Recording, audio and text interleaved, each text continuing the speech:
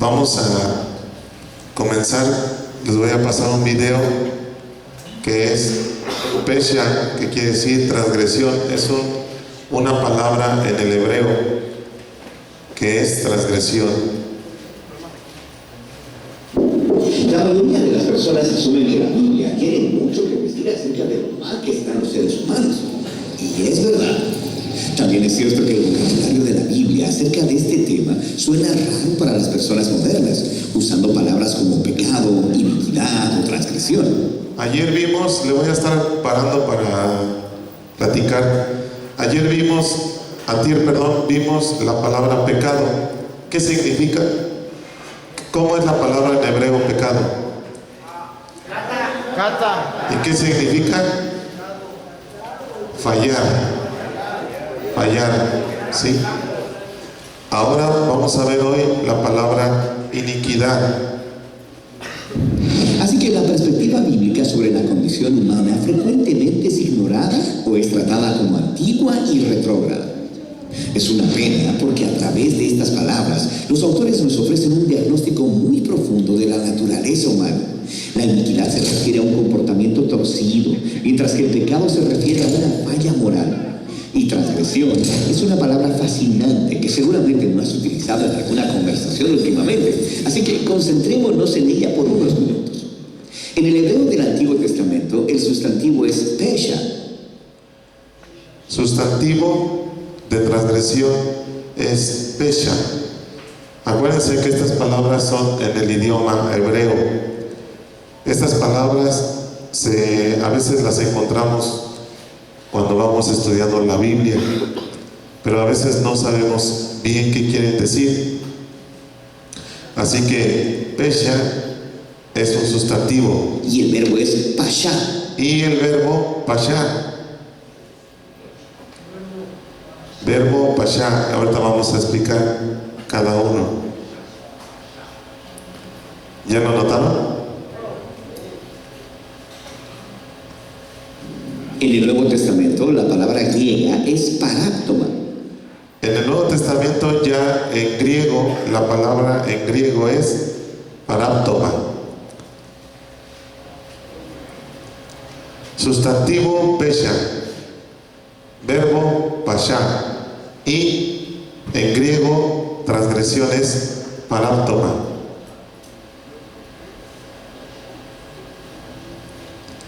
¿Listos? Usualmente se traducen como transgresión, algunas veces como rebelión y en traducciones más antiguas como falta. Ok, entonces dice que algunas veces esta palabra significa rebelión, falta, en otras ocasiones, rebelión o falta.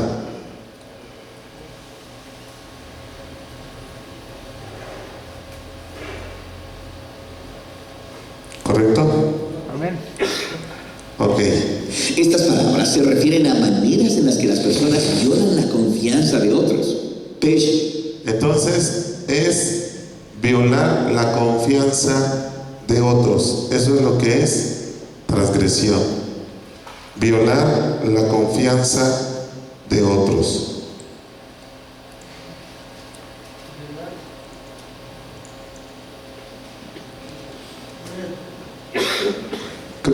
Pásame la maletita de la cámara, hijo.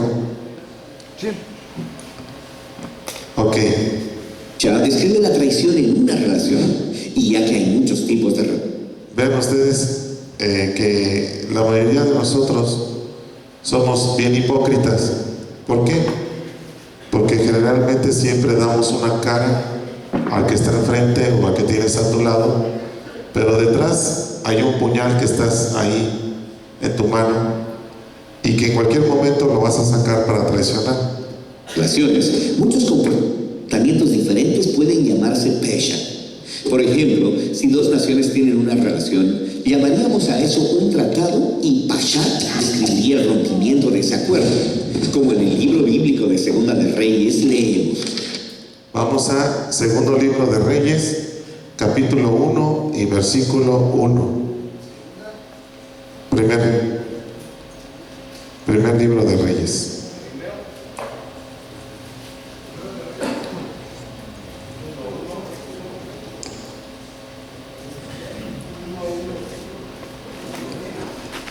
¿Qué dice?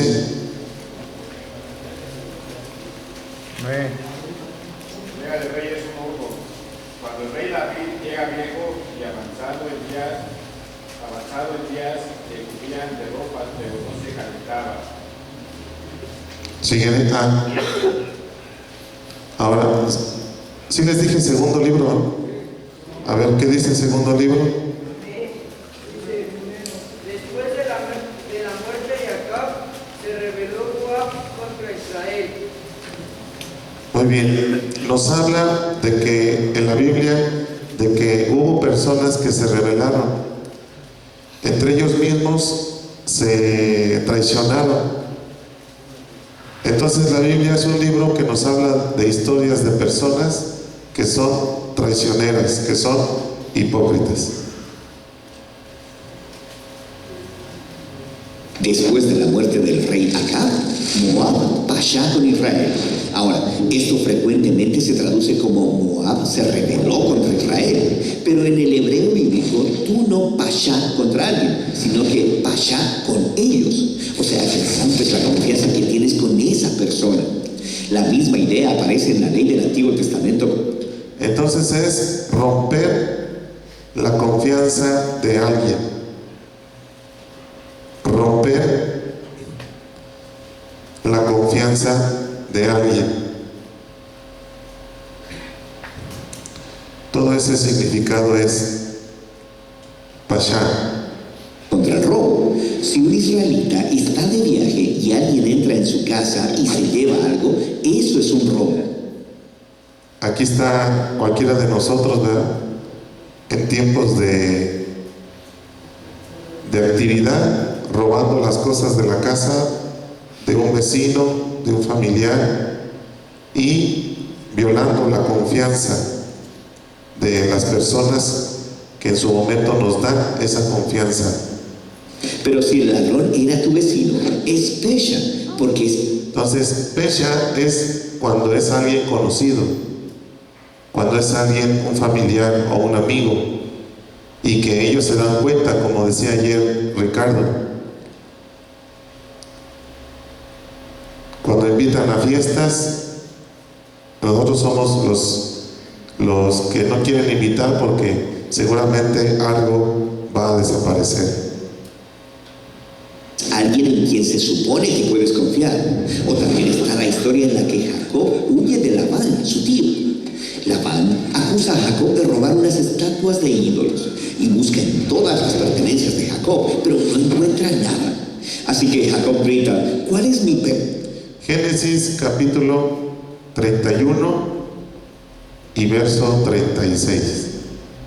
Génesis 31, 36. ¿Qué dice? Entonces Jacob se enojó y riñó contra Labán. Y respondió Jacob y dijo a Labán, ¿qué transgresión es la mía? ¿Cuál es mi pecado? ¿Para qué con tanto árbol hayas venido en mi persecución? Lo estaba acusando de que le habían robado unos ídolos, pero Jacob no fue. ¿Quién creen que fue? Su esposa. Su esposa. pesha? ¿Cómo he violado tu confianza? ¿Cuál es mi pecado? ¿Cuál es mi transgresión? ¿Cuál es que yo haya abusado de tu confianza? Jacob estaba diciendo, soy inocente. Pero la triste ironía es que las estatuas fueron robadas por la esposa de Jacob, quien es la mismísima hija de Labán. Entonces aquí quien pecó, quien transgredió, fue su esposa, pero Jacob no sabía. Hablando de traicionar la confianza. Así que pesha involucra a una persona o grupo violando una relación de confianza con otro. Entonces ya apuntaron esto. Pesha es violación de confianza. ¿Todos ya lo tienen? Amén. Ok. Y esta es una palabra realmente común en la Biblia, porque ella es una larga historia sobre la relación rota entre Dios y los israelitas.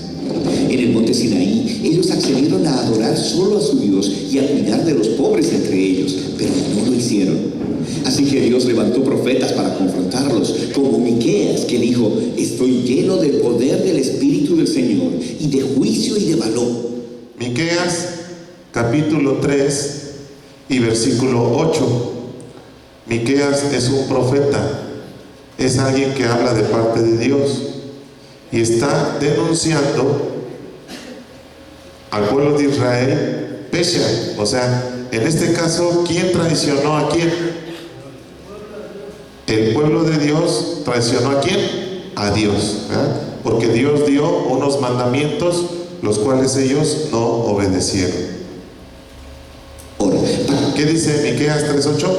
Amén, dice, y por otra parte, yo mismo he llegado a estar lleno de poder, con el Espíritu de Jehová, de justicia y de poderío, para informar a Jacob su elevación y a Israel su pecado. Para informar, ¿verdad? Dice que por eso Dios nos pone a nosotros como predicadores, siendo también nosotros transgresores. La palabra de Dios es para todos. El mensaje que aquí se da es para todos. Entonces, cuando, hijo, te encargo a los que están durmiendo, ¿sí? Servidores, ojo. Entonces, cuando se da este abuso de confianza, los profetas ahora somos nosotros los que estamos predicando todos los días. ¿A quién estamos denunciando? A nosotros mismos, que estamos ¿qué? Fallando a Dios. ¿Sí? ¿A quién le estamos fallando? A Dios. Eso es Pesha. Estamos traicionando a Dios. Para dar a conocer a Jacob su Pesha. O el profeta Amós, él acusó a los israelitas de Pesha, específicamente por idolatría y por vender al pobre por un par de sandalias. También acusó a otras naciones como a Tiro, quien se benefició capturando ciudades enteras y vendiéndolas como esclavos. Amós 1:13. Amós 1:13.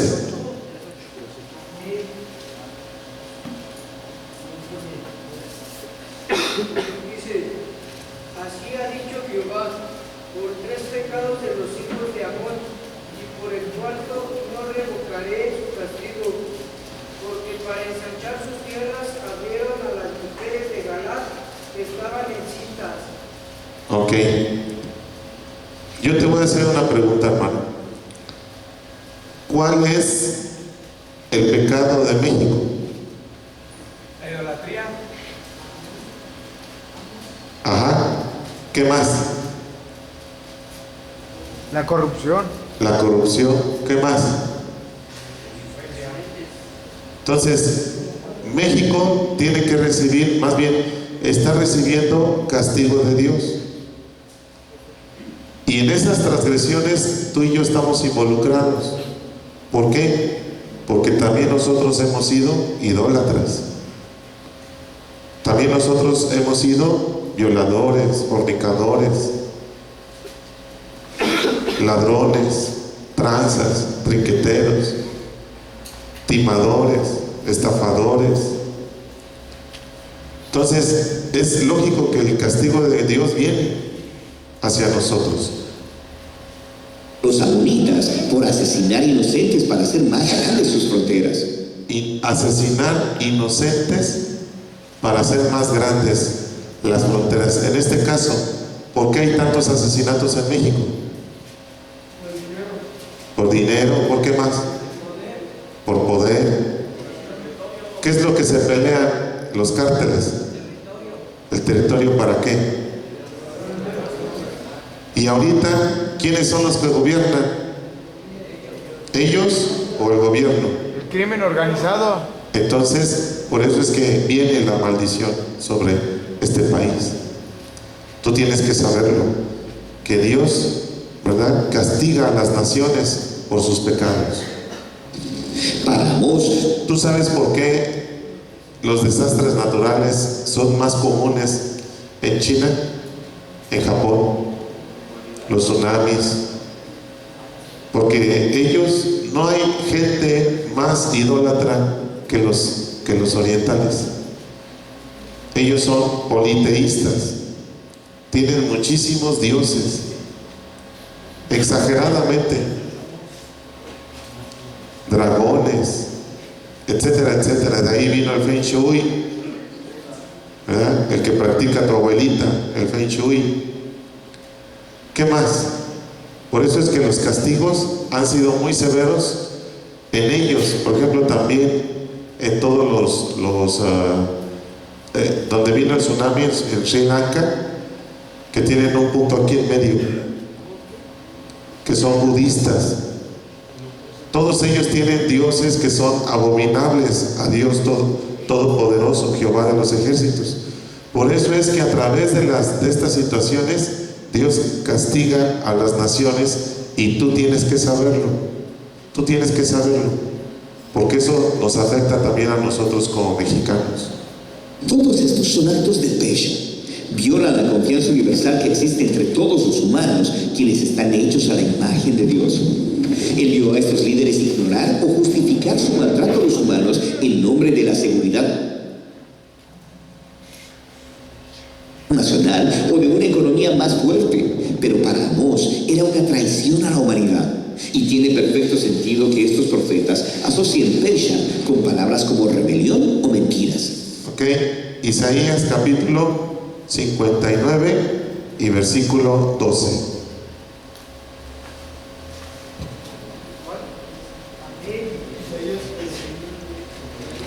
59, 12.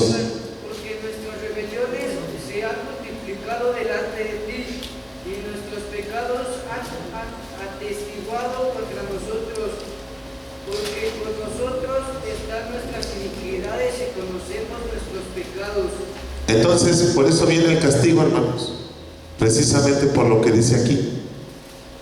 A ver, alguien lea la versión católica. 59. Biblia católica. 59, 12.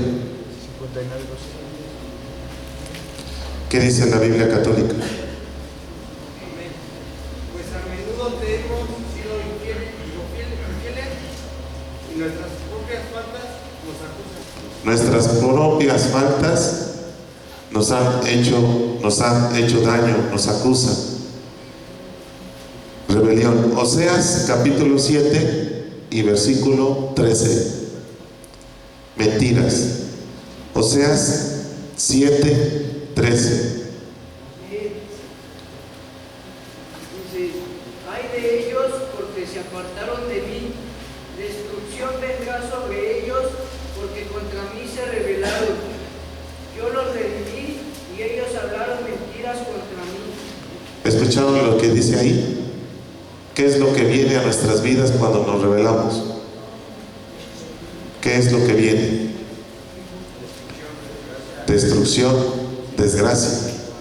Entonces todo esto tenemos que saberlo, hermano. Cada vez que nosotros hagamos cosas en rebelión, en mentiras y en transgresión, nos va a ir como en feria.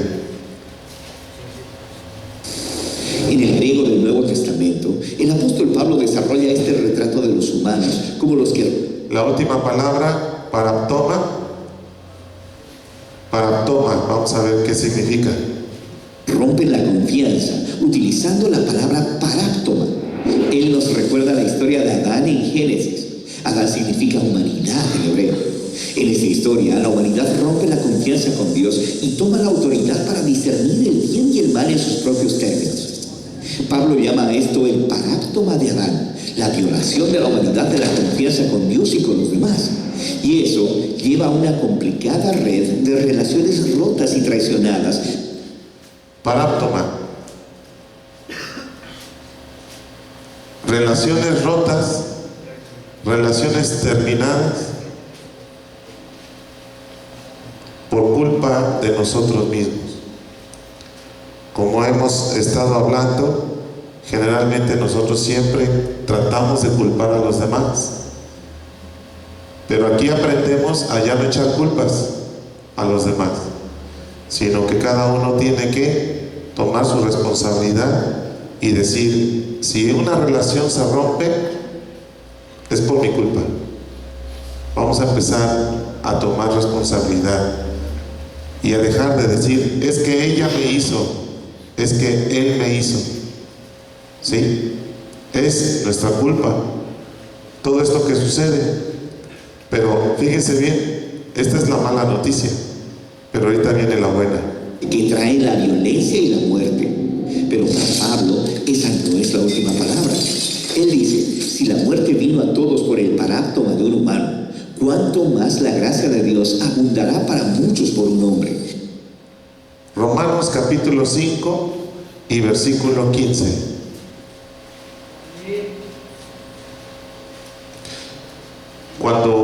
Cuando nosotros nos dicen, tú eres el culpable, tú eres el responsable, nos sentimos mal.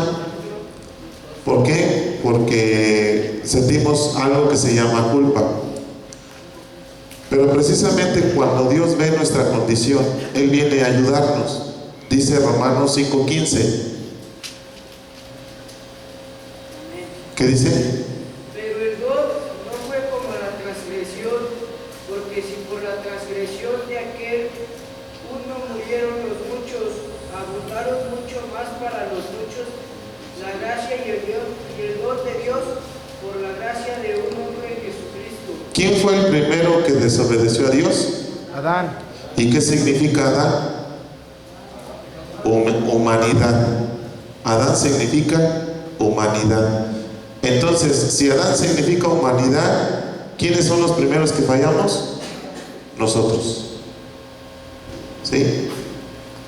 Entonces, por nuestra paráctoma, por faltar a la confianza de Dios, dice, la muerte vino. ¿Qué tipo de muerte? Tanto física como espiritualmente. Ahora, ¿cuánto más dice aquí la gracia de Dios? La gracia significa un regalo de Dios, un favor de Dios que no merecemos. Ese regalo viene a través de Jesucristo hacia nosotros. Esa es la buena noticia. Jesús el Mesías. En lugar de permitir que la humanidad se destruya a sí misma en rebelión, Dios levantó un humano quien permitiría que nuestro pecha le hiciera lo peor. Entonces, Él vino a recibir todo el peso de nuestro pecho, de nuestra transgresión. ¿Sí? Él vino a recibir. Este señor se está durmiendo, hijo, por favor, el que está ahí al lado de la silla vacía.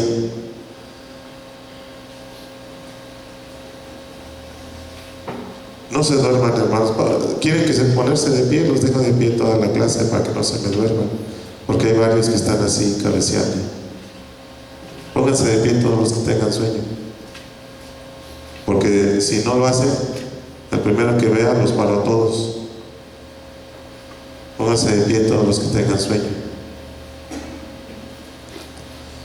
Entonces Jesucristo recibió todo el castigo que nosotros merecíamos desde hace 2000 años. Aquí, Pablo está tomando del retrato de Isaías del siervo sufriente, quien no cometería violencia ni tendría traición en sus labios, y que sin embargo sería contado entre los Bashar, llevando sus fracasos e intercediendo. Isaías capítulo 53 y versículo 12.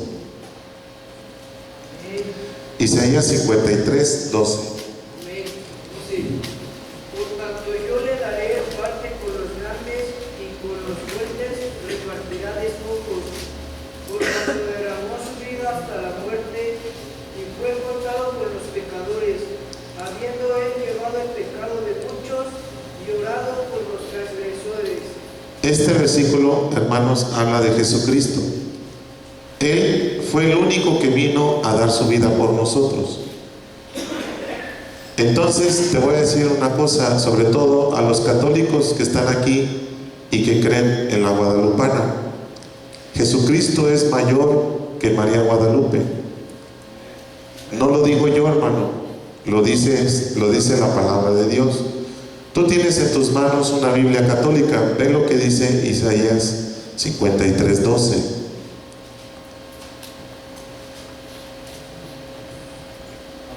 ¿Qué dice? Por eso lo contaré entre los grandes, y le daré la herencia reservada a los fuertes, y ha sido contado entre los pecadores. Cuando lleva sobre sí el pecado de muchos, intercedía por los pecadores. Entonces, todo lo que dice ahí no lo hizo María, hermano, solamente Jesucristo. Desgraciadamente, este pueblo de México es muy idólatra a la guadalupana, a la Virgen María. Y la gente es ignorante de lo que dice su misma Biblia católica, porque se dejaron engañar por los sacerdotes religiosos, la gente que está en eminencia, los papas, porque a través de eso ellos acumulaban mucho dinero. Cada 12 de diciembre en la basílica se juntan millones de pesos a través de tanta gente que va a venerar a ese ídolo. Nosotros creemos en María, la Madre de Jesús, pero los católicos dicen que María Guadalupe es la Madre de Dios. Dios, hermanos, no tiene principio. Él no fue un ser creado. Todos fuimos creados, todos los santos, las vírgenes, fueron creados por Dios y nunca van a estar por encima, nunca pueden estar por encima de Jesucristo. Y aunque a ti no te parezca, hermano, si tú eres católico, yo tengo que decirte la verdad, porque es mejor lastimarte con la verdad que matarte con una mentira. Entonces, esto no lo digo yo, no, ahorita no. Esto no lo digo yo, está escrito en la palabra del Señor. Y ustedes mismos, en su Biblia católica, léanla. No me crean a mí, lean ustedes su Biblia, porque una de las cosas que nos ha pasado a nosotros es que la ignorancia ha sido parte de nuestra vida, pero el día de hoy queremos echarla para afuera, porque también la ignorancia es la que nos tiene aquí encerrados, aunque no lo creas. No, hijo, ya te dije que no. Espérate, aunque no lo creas, la ignorancia es lo que nos tiene aquí. Entonces, ¿qué puedes hacer tú para deshacerte de la ignorancia? Documéntate, o sea, estudia por ti mismo, saca tus conclusiones. No me hagas caso a mí. Si tú no crees lo que te estoy diciendo, investígalo, ¿sí? Investígalo por ti mismo. Ahí están los libros. En la oficina hay muchos libros que hablan sobre el tema, sobre otros temas, pero dense cuenta que la mayoría no nos gusta leer, nada más nos conformamos con lo que nos dicen, nos enseñan y lo creemos. Entonces, tú por ti mismo investiga. Ahorita al final voy a dar un tiempo para que me hagan preguntas. Punto a su favor. Y esta es la sorprendente historia de la Biblia, que la respuesta de Dios al Pashá y al Paráctoma de la humanidad consistió en Él mismo ser digno de confianza en nuestro lugar. Los apóstoles dijeron que en Jesús Dios tomó la responsabilidad de nuestra traición para poder tener un nuevo futuro y una nueva manera de ser humanos, el camino de la fidelidad, la confianza y la integridad. Entonces, estas palabras son exactamente lo que describen a Jesucristo. Es el único que pudo lograr total fidelidad a Dios. Es el único que pudo lograr total confianza, que Dios confiara en Él, e integridad. Jesucristo nunca pecó, nunca falló. Cuando vinieron a Él con tentaciones, Él con la misma palabra le decía a Satanás: vete, Satanás, porque escrito está, al Señor tu Dios adorarás y solo a Él servirás. Vete, Satanás, porque escrito está, no tentarás al Señor tu Dios. Vete, Satanás, porque escrito está, no solo de pan vivirá el hombre, sino de toda palabra que sale de la boca de Dios. Nunca vas a ver en la Biblia que Jesucristo haya cedido a la tentación. Después, cuando vino Leonardo da Vinci y pintó ese cuadro, muchos dijeron que Jesús tenía algo que ver con María Magdalena, que se acostó con ella. Y es una blasfemia completamente, y todos aquellos que piensen de esta forma pues serán condenados. ¿Por qué? Porque Jesús fue creado por un milagro del Espíritu Santo, y el único pecado imperdonable en la Biblia es la blasfemia en contra del Espíritu Santo. Esa es la clase de humano que Jesús fue y que es. Y esta es la clase de humanos que Él quiere crear mientras conduce fielmente nuestro mundo hacia la nueva. Entonces, lo que vemos aquí es que Jesucristo nos puso el ejemplo para que ya no defraudemos. Nos puso el ejemplo para que ya no fallemos, que nos volvamos misericordiosos, que nos volvamos respetuosos, que nos volvamos, hermanos, ya personas confiables, comprometidas, responsables. Estamos aquí en este lugar precisamente porque Dios quiere hacer esa obra tremenda. Es como si tú te pusieras a construir un rascacielos. Es un reto muy tremendo, hermano. Pero quiero decirte algo: nosotros no vamos a cambiarte a ti. Si acaso va a haber un cambio, Dios lo va a hacer en ti, no nosotros. Nosotros somos servidores, ¿sí? El único que puede hacer el milagro en tu vida es el de arriba. Amén. Por lo cual todos los días oramos, todos los días le pedimos al Señor, a Dios, que se manifieste en este lugar. ¿Por qué? Porque en este lugar habemos lo más terrible de la sociedad.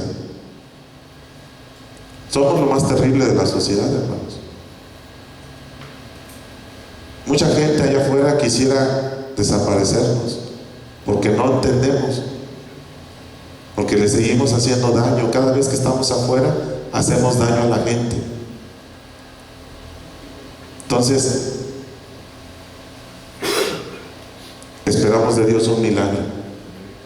Solamente Él lo puede hacer, convertirnos en este tipo de personas. Si ustedes se fijan en esta imagen, primero fue Jesús quien vino a extender su mano al pecador, pero después nos dijo a nosotros: ahora tú haz lo mismo con los pecadores. Entonces tú imagínate, hermano, ahorita estás sentado en esa silla, pero un día vas a estar predicando la palabra allá afuera. Amén. Extendiendo la mano a aquellos que tienen necesidad, o te vas a seguir drogando y alcoholizando. ¿Quién decide? Tú. Cada uno toma su decisión. La creación. Y esa es la fascinante historia detrás de nuestras palabras bíblicas para transgresión.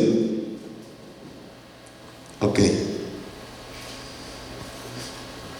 Ahora dicho esto, vamos a continuar aquí. Inciso C en el inventario es la falta de honradez en la manera de pensar, que va relacionado también con lo que acabamos de ver. Así que vamos a comiencen a apuntar esto. Falta de honradez en la manera de pensar.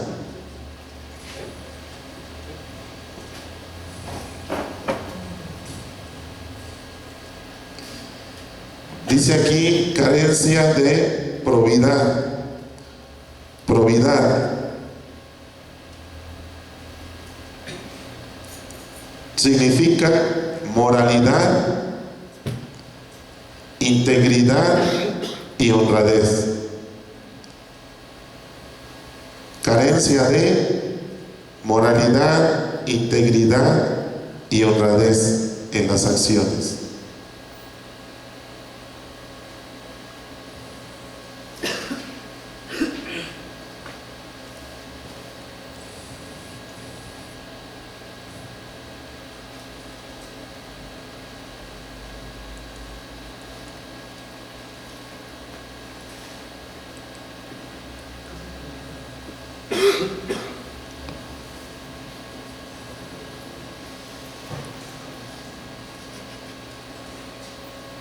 rectitud, integridad. De integridad en las reflexiones que uno hace. Dice que es una carencia. Es otra forma de mentir. Es otra forma de mentir. Coma, punto y coma. Dice, hasta es posible que usemos como base una hipótesis de hechos.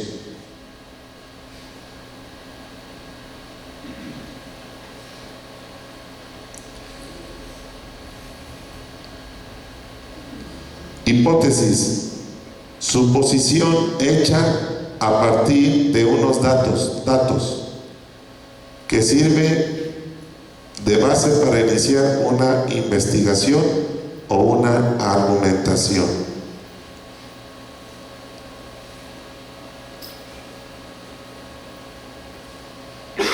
Que usemos como base una hipótesis, una suposición.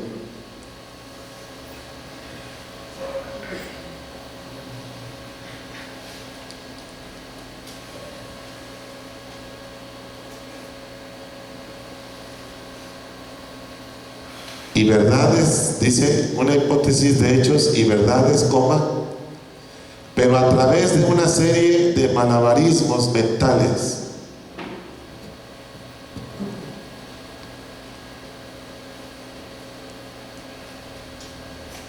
Llegamos precisamente a la conclusión de que nos habíamos propuesto llegar.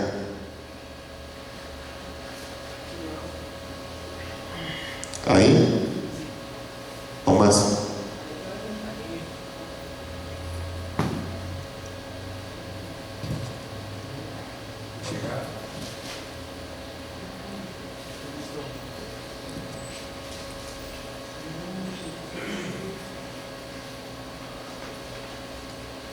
¿Ya lo tiene? Amén. Pregunta número 1. ¿Uso estos malabarismos o racionalizaciones? ¿Uso de estos malabarismos o racionalizaciones? ¿Qué significa esto? Inciso A. Si rompo con esa, fíjense, ¿cuáles son esos malabarismos o racionalizaciones? Vienen ejemplos aquí. Si rompo con esa querida que tengo, me va a hacer un escándalo y mi mujer, que nada sabía, se va a enterar del enredo en que yo estaba metido. ¿Dónde está esto? En nuestra mente. Nuestra mente es un campo de guerra, de batalla, con pensamientos de todo tipo. Y nos hemos vuelto muy expertos en estar pensando lo malo, porque esto que está hablando aquí es contrario totalmente a la palabra de Dios. Si rompo con esa querida que tengo, me va a hacer un escándalo. Es decir, ¿cuál es la situación aquí? ¿Va a romper con ella o no? ¿Por qué? Bueno, pero es una justificación. ¿Un cristiano tendría que romper con esa querida aunque pase lo que pase? ¿Por qué? Exactamente. Porque lo que buscamos, hermano, es un cambio realmente. No seguir dándonos a nosotros mismos a tole con el dedo. Si nosotros no hacemos estos cambios, vamos a seguir en la misma, porque esto es falta de integridad. Entonces, ¿cómo diríamos aquí? Yo tengo que romper con esa relación extramarital, aunque se entere mi esposa y aunque me mande al carajo. ¿Por qué? ¿Qué es lo que busco? Mi integridad. Porque estas cosas es lo que me ha hecho daño. Estas cosas es lo que me ha ayudado para que yo esté mal y esté atorado. Se va a enterar del enredo en que estaba yo metido, pues ni modo. Si realmente queremos ser hombres, hay que afrontar el pecado. Y aunque nos vaya mal, lo tenemos que hacer. Ay, pastor, pero es que mis hijos, hermano, eso lo hubieras pensado antes. Es que mi esposa, ¿cómo voy a perder mi familia? Hermano, ¿cómo no pensaste esto cuando te ibas a parchar a esa mujer? Entonces, si realmente tú quieres estar bien con Dios, porque a ver, les voy a hacer una pregunta. ¿Ustedes quieren estar bien con Dios o con su mujer? Con Dios. Se supone que estamos aprendiendo a estar bien con Dios. Ahora, si realmente Dios nos respalda y ve nuestra honestidad, ¿qué crees que puede hacer Dios en tu esposa? Hacer que ella te perdone. Pero siempre y cuando tú ya no vuelvas a cometer la misma falta. Entonces, fíjense, todo esto ¿dónde está? En nuestra mente. Pero generalmente nosotros nos vamos por no le digas a nadie. Nosotros nos vamos por no, mejor no le digo. Mejor, ay, me voy a morir con el secreto.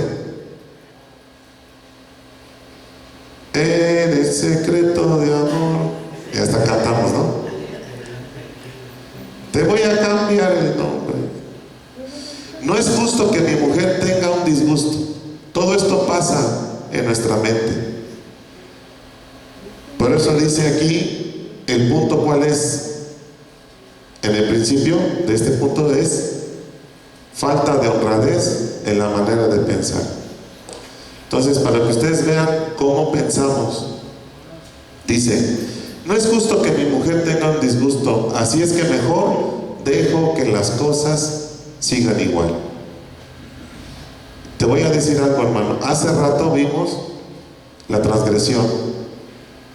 ¿Qué va a pasar si yo no le digo nada a mi esposa o termino con esa relación? ¿Qué es lo que va a pasar? ¿Saben qué va a pasar?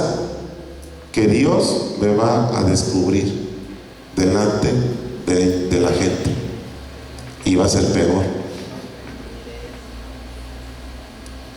Porque ¿cómo es posible que yo aquí danzo, canto, alabo a Dios, oro, y allá afuera no quiero cambiar de vida?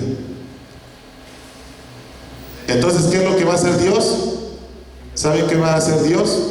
Nos va a descubrir delante de la gente. Porque Dios tiene muchas formas de descubrir lo malo que hacemos. Y entonces, cuando la gente se dé cuenta, de todas maneras se van a dar cuenta.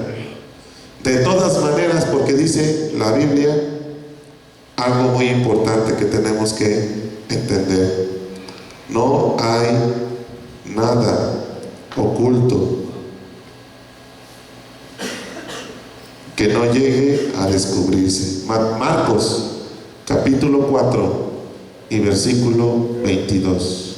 ¿Qué dice? Marcos 4, 22. Dice: porque no hay nada oculto que no haya de ser manifestado, ni escondido que no haya de salir a la luz. Entonces tú andas con una mujer que no es tu esposa. ¿Qué dice aquí? Te van a descubrir. Tarde o temprano todo va a salir a la luz y va a ser peor. La otra no tiene ninguna culpa tampoco. Si le digo a mi esposa cuánto fue lo que realmente me dieron de dinero en el trabajo, todo el dinero se va a ir a pagar Electra.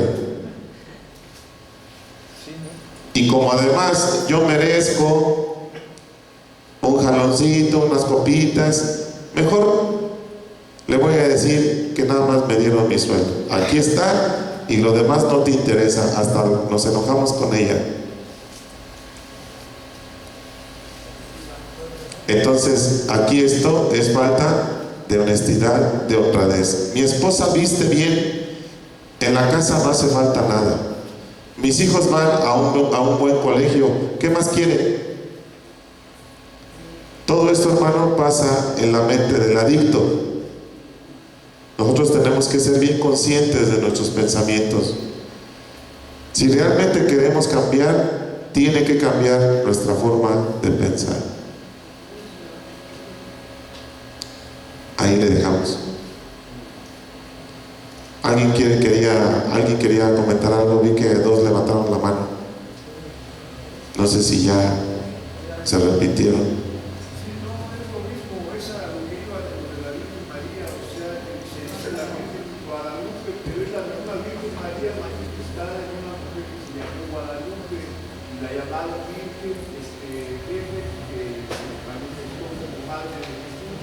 Pero es la misma Virgen que se manifiesta en varias vírgenes de varias regiones, de varios países. Es la misma Virgen María, pero donde se aparece es el nombre que le ponen, por eso es la confusión. Es lo que quería yo aclarar, y pues sí, soy católico y la verdad es que, pues sí, también tengo yo la inquietud de que le había comentado desde la otra vez, que dice de los cristianos, que los cristianos es una congregación que no es un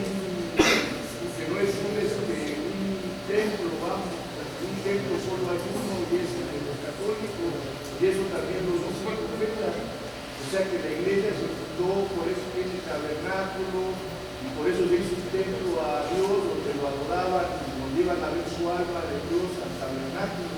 Y ustedes también hablan del tabernáculo, pero no lo tienen, y hablan de los santos, pero no los veneran.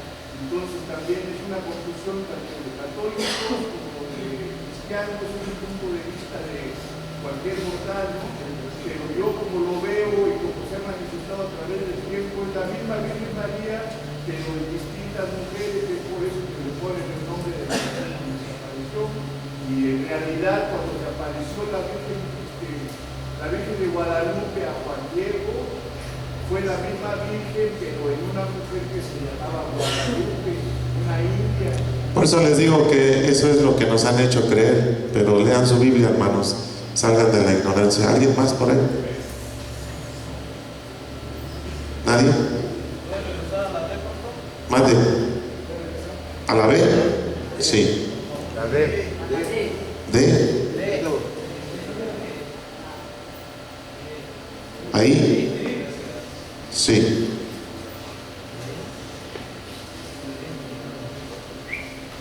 Sí, ¿qué pasó? A todo eso, lo que yo veo es, cuando uno está en comunión con Dios, con Cristo, nosotros nos damos cuenta que hay una justicia divina.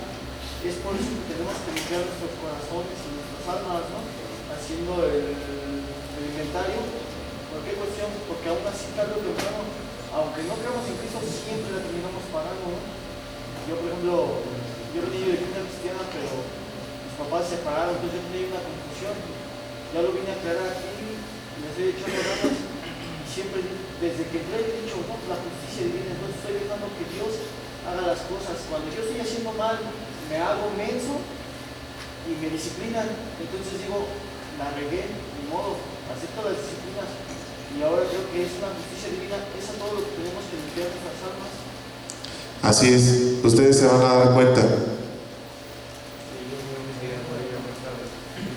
mi punto de vista es que todo lo que dice usted y lo que viene relacionado con la mujer, dice que primero tenemos que buscar el reino de Dios, justicia divina, y todo viene por añadidura. Sí. Todo viene por añadidura. Así es. ¿Alguien más? ¿Tú?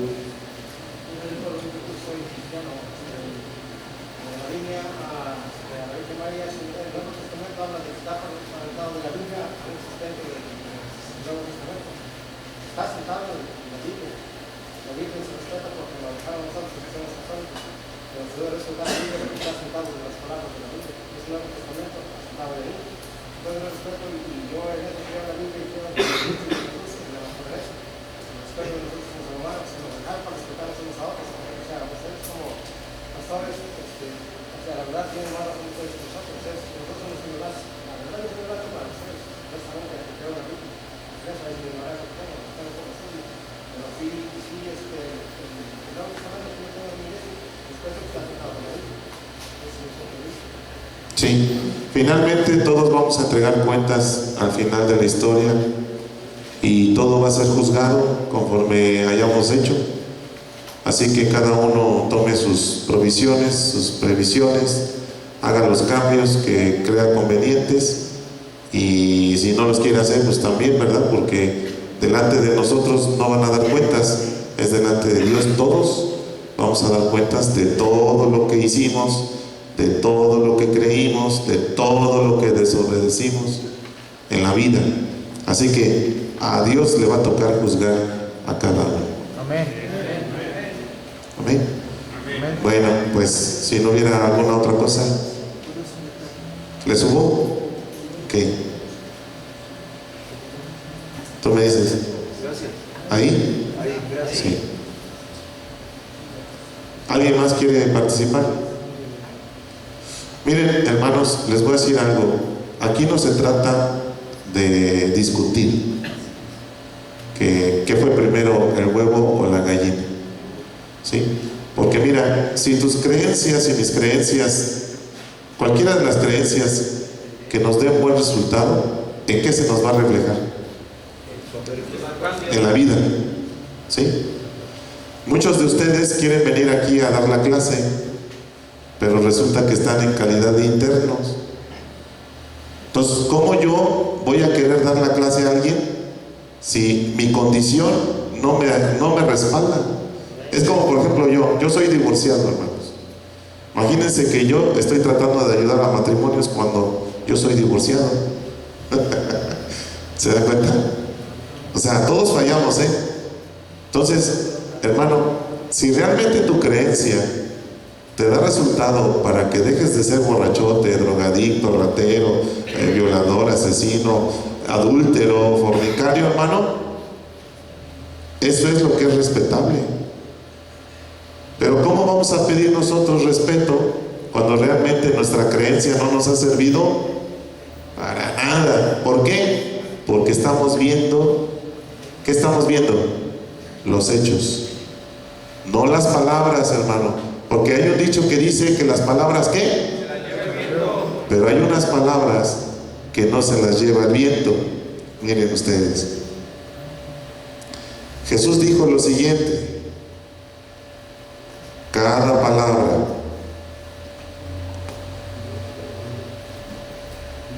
y cada tilde, dice, no pasará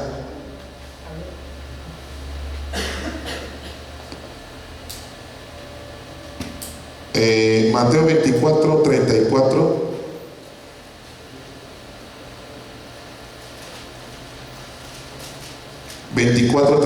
De Mateo. Dice, de cierto os digo que no pasará esta generación hasta que todo esto acontezca. ¿Qué dice el 35, 24, 35? El cielo y la tierra pasarán, pero mis palabras no pasarán. Fíjate, el cielo y la tierra pasarán. ¿Qué está diciendo? Todo va a ser destruido, pero hay algo que permanece. Por eso es que hoy en día tenemos un libro como la Biblia en nuestras manos, porque a pesar de que ha habido guerras mundiales, ha habido guerrillas, la Biblia, una vez fueron quemadas cientos de ejemplares de Biblias en Europa, tratando de desaparecer la Biblia, y hasta ahorita no lo han logrado. ¿Por qué? Porque Jesucristo dijo eso: todo pasará menos mi palabra. Mi palabra nunca dejará de cumplirse. Entonces, ¿qué es lo que hacemos aquí, hermano? Tratamos de hacer caso a lo que dice la palabra, porque lo que dice ahí se va a cumplir, nos guste o no, estemos de acuerdo o no. Lo que dice ahí, si nosotros transgredimos, ya lo leímos hace rato, ¿qué viene? Castigo. ¿De parte de quién? De Dios, no de nosotros, hermano, de Dios. ¿Ya? ¿Qué más? Perdón, solo quería comentarles algo acerca de lo que comentó. No sé si los compañeros recuerden la película de Pablo. Pablo fue soltero. Usted comentó que si yo, por ejemplo, me dejó mi esposa, y dice usted cómo podría ser yo consejero, pero yo considero y pienso que a raíz, por ejemplo, de mi caso, que tuve, por los problemas que mi esposa me dejó, las situaciones, por ejemplo, usted si comentara esa situación, y junto con el demás aprendizaje que voy adquiriendo, yo podría darle un buen consejo o una muy buena sugerencia a una persona que aún no ha roto su matrimonio. Le digo, por ejemplo, el ejemplo de Pablo. Él fue soltero y sin embargo era un consejero para matrimonios. Y digo, la experiencia es la que a veces cuando toma uno el camino de Dios, la que le permite a uno poder darle una palmada a un compañero o a un hermano y decirle, ¿sabes qué? Puedes hacer las cosas de esta manera para que tu matrimonio no desista o no se rompa. Ese es mi punto de vista. Algo que, bueno, dicen los historiadores es que tanto Pablo como Pedro tuvieron esposa. Lo que no sabemos es qué pasó con ella. Si se murió, si se separó, no lo sabemos. Pero incluso en un pasaje, Pablo también protesta y decir, pues también nosotros tenemos derecho a tener una mujer. Sin embargo, él se negaba porque tenía un don, hermano, el don de continencia. O sea, él podía estar sin tener relaciones sexuales mucho tiempo. Pero según los historiadores, tanto Pablo como Pedro, como los apóstoles, los discípulos, todos tenían esposa. Nada más que en aquel tiempo la mentalidad de los medio orientales es que la esposa siempre pasaba a un segundo término, porque le echaban la culpa de haber caído en pecado, de haber desobedecido a Dios primeramente, ¿no? Pero pues los tiempos van cambiando y ahora sabemos esto. A lo que me refiero yo es que yo puedo dar una cátedra de matrimonio, pero como ejemplo, hermanos, como ejemplo no puedo hacerlo. Lo puedo hacer como decir, por ejemplo, yo te puedo aconsejar qué hacer para que no te divorcies. O qué es lo que pasa después cuando te divorcias. Haz de cuenta, es como decir, ¿sabes qué? Yo atravesé el Golfo de México y tú quieres aventurarte a atravesarlo. Yo te puedo decir en qué puntos pues tienes que tener cuidado, porque si no lo tienes te puedes ahogar o puedes perder la embarcación. Entonces, en esa forma sí podemos orientar a alguien qué hacer para no divorciarse. Por ejemplo, la dureza del corazón es un factor que provoca el divorcio. Entonces, ¿cuál es el consejo aquí? No endurezcas tu corazón en contra de tu esposa, porque ya una vez que tienes duro el corazón, ya no se puede hacer nada. Yo digo que también, tanto como testimonios como ejemplos, sí se puede instruir, ¿no? Porque como dice la Biblia, si nosotros tenemos conocimiento y palabra de la palabra de Dios, nosotros podemos dar testimonios de cómo dejar de drogarnos, pero también podemos dar ejemplos, o podemos demostrar con el ejemplo de qué no hacerlo. ¿Por qué? Porque Dios y Cristo son los que nos han transformado. Entonces, sí se puede hacer tanto en el ejemplo, ¿no? Igual de la manera de usted, puede ayudarnos de qué no hacer para no divorciarse, pero también puede volver a hacerlo, a llevar un buen matrimonio, porque ya aprendió, porque ahora está su vida en Cristo, y porque nos puede instruir con el ejemplo. Entonces, todo con la palabra de Dios se puede. Fíjese que nosotros nos encontramos con mucha gente. Ustedes son más sinceros, pero por ejemplo hay mucha gente que está dentro de la iglesia que no te perdonan una falla, hermano. Más cuando eres un pastor como yo, como su servidor, no te perdonan. La gente es muy cruel. Y ¿sabes qué? Es como cuando dice transgresión. Te saludan, pero atrás de su mano tienen un puñal. En serio, la gente en la iglesia así somos. Yo he notado mucha más sinceridad en ustedes. Y fíjense los contrastes, ¿no? Nosotros somos adictos. Y a veces nosotros ante la sociedad, ¿cómo nos ven? ¿Sí? Pero entre nosotros somos más sinceros. Bueno, no todos, pero sí hay más sinceridad. Pero a veces en el religioso, en la mente religiosa de los que están en la iglesia, tanto católicos como cristianos, como testigos de Jehová, es esto. Igual así la transgresión es: te saludo y te doy la cara, pero detrás de acá tengo un puñal y en cualquier momento, te lo clavo. Entonces, por eso es que cuando hay alguna conferencia de matrimonios, pues a mí no me invitan, hermano, porque ya conocen mi historia, ¿no? Pero entre ustedes es diferente, porque yo he sentido, por ejemplo, cuando regresé de la enfermedad, después de estar 2 meses enfermo y 2 veces a punto de morir, cuando llegué aquí, el saludo de ustedes fue el que sentí más sincero. Aquí se siente, aquí. El saludo de ustedes es el que sentí más sincero. Pero de mucha gente que conozco, que no son como nosotros, no lo siento, o sea, perdón, pero es la verdad. Sí, entonces, nada más para que ustedes vean cómo está la situación. Así que ustedes no se conviertan en religiosos. Sigan teniendo esa sinceridad. Cuando están bien, lo expresan. Cuando están mal, lo expresan. Muchos de ustedes no son hipócritas. Obviamente, hay excepciones, ¿verdad? Bueno, vamos a terminar, ¿sale? Póngase de pie, vamos a darle gracias a Dios. Pues a veces se hace pesado, hermanos. Entiendo que estamos en una condición. Quiero decirles que también yo estuve interno algún tiempo, hace muchos años, y muchas veces los entiendo cómo se sienten, desesperados, aburridos, etcétera, etcétera, un sinfín de emociones, sentimientos, pero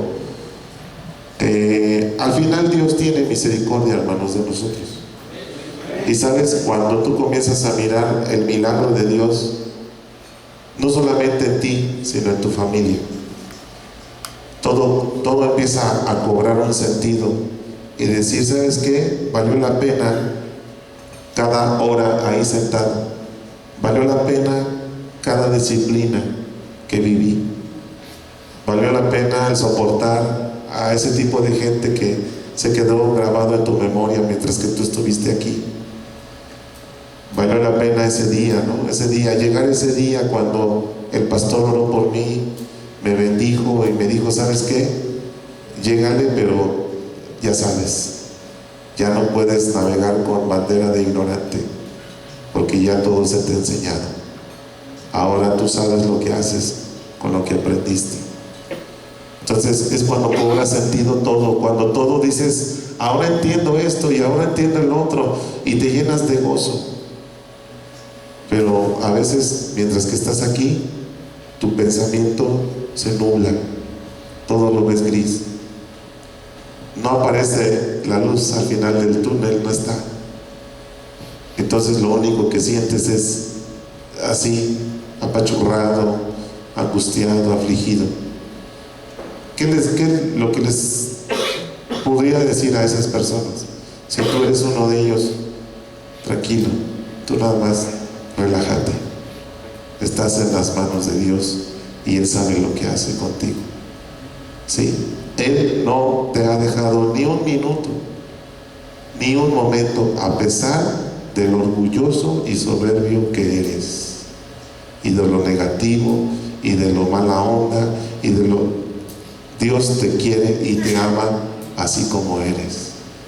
Y Él se ha dispuesto, es una obra titánica, transformar tu corazón, transformar tu vida, pero solamente si tú quieres, solamente si tú le dices, Señor, acepto, trabaja, yo te autorizo, porque si tú no le autorizas a Dios, Él no hace nada, Él se queda allá, afuera de tu vida. Pero si tú le abres tu corazón y le dices, va, éntrale, yo nada más me voy a relajar, haz tú la obra en mi vida. Sí, hermanos, porque a veces pensamos que nosotros tenemos que hacer todo el cambio. Es una obra titánica, imagínate darle para atrás a todo eso. ¿Cuándo? ¿Cómo? No podemos, hermano, es mucho más fuerte que nuestras fuerzas. Inclina tu rostro, vamos a orar. Padre, en el nombre de Jesús, Queremos darte gracias, Señor, por esta clase. Gracias, Señor, porque a pesar de todo, Señor, tú nos sigues ayudando. Dice tu palabra que tú nos das fuerza, Señor, donde no lo hay. Que tú, Señor, abres camino donde no lo hay. Que tú le das fuerzas al cansado, Señor. En esta hora, Padre, pedimos tu fortaleza. Pedimos, Señor, tu paciencia. Pedimos tu resignación, Padre. Que tú nos llenes de tu paz. Te entregamos toda angustia, toda necesidad en esta hora. Todos aquellos que estén sintiendo en este momento, se estén sintiendo mal por alguna razón, tanto física como mental, como espiritualmente, levanta tu mano. Recibe en el nombre de Jesús la paz de Dios. Recibe la ayuda espiritual en este momento. Padre, yo te pido, Señor, en el nombre de Jesús, que tu Espíritu Santo en este momento, Señor, nos inunde de esa paz, nos inunde, Señor, y quite toda angustia, quite toda desesperación, quite toda necesidad espiritual de nosotros, Señor. Te pedimos, Padre, que tú hagas un ambiente en este lugar donde nosotros podamos estar bien, podamos estar contentos, tranquilos. No permitas que el enemigo, Señor, asalte constantemente nuestras mentes con pensamientos negativos. Señor, en el nombre de Jesús, te pedimos, Padre, no nos dejes, Señor. No nos dejes, Padre. No nos dejes caer. No nos dejes, no nos sueltes de tu mano. Líbranos, Señor. Líbranos del maligno, líbranos de Satanás, de sus ángeles. Hay una influencia poderosa, negativa, Señor, que constantemente está tratando de hacernos caer, Señor. Pero tú ayúdanos, Padre, te lo pedimos, te lo rogamos, Señor. Yo en este momento oro por mis hermanos. Y aunque sé, Señor, que hay un intercesor, dice tu palabra que solamente es Jesucristo. Tu Espíritu Santo es el que está intercediendo delante de tu presencia por cada uno de nosotros, Señor. Por favor, Padre, ayúdanos. Ayúdanos, manifiéstate, Señor, en esta hora, Señor, en este lugar. Y venga, Señor, ese beneficio a cada uno, Padre. En el nombre de Jesús te lo pedimos, Señor. Te damos gracias. Amén. Dios les bendiga, hermanos.